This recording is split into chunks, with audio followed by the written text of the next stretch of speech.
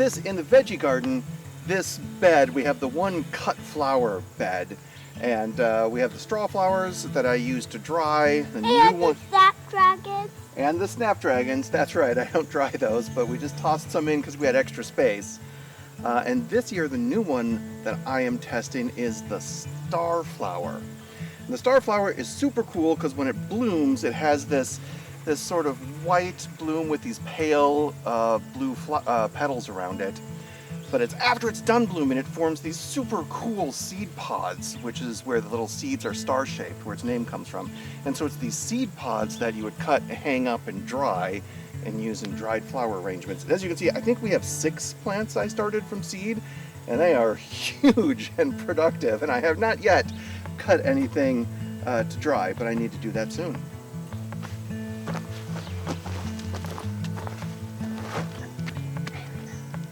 All right, but hi.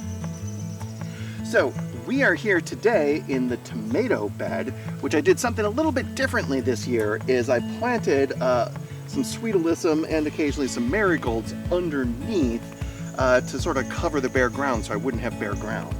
The danger of this approach is it could result in less airflow, which could create more humidity and more fungal diseases around the plants. That said, all the tomato plants seem to be doing pretty well, and I'm very happy not to have that bare ground getting pounded by the rain and getting that hard crust. But what are we doing here today? We're pulling out the carrots. That's right. So before the tomatoes even went in, I direct seeded some carrots, and one of those clumps of carrots is right behind this tomato cage here. This is the Purple Elite carrots. They should have been harvested quite a while ago. I think they're going to be pretty big, so we're going to try to get these pulled out today. But I know I'm going to pull out. What do you want to... Let me try to loosen the ground a little bit here. All right, you want to try pulling that one?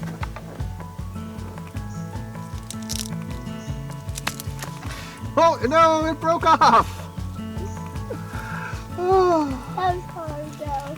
Yeah, although we can see, like with the Purple Elite, it's this purple color, but then it's orange center, which is pretty cool. Okay. What have you got? Whoa! We got the whole thing. Look at how big that is! That is a huge carrot. So.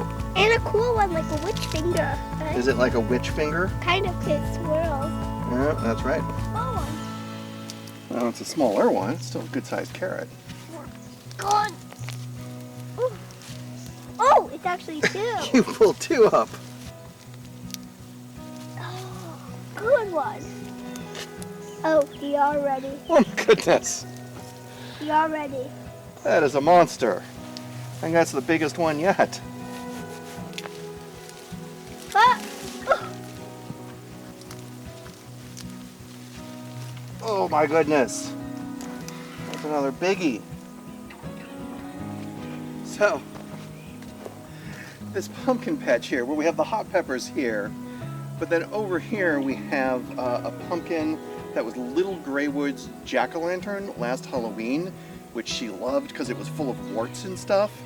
And so she wanted to save the seeds so that it would grow, so that we could grow another one of it. So that is this one pumpkin plant going all over the place. We also have a mini pumpkin on the trellis here. It's growing pumpkins. They look very similar to Little Greywoods, but they are much, much smaller, which makes me think the pumpkin that we got as a jack-o'-lantern was probably a hybrid. And so what it's growing is going to be a cool looking decoration. I don't think any of them are going to be big enough to be a jack-o'-lantern.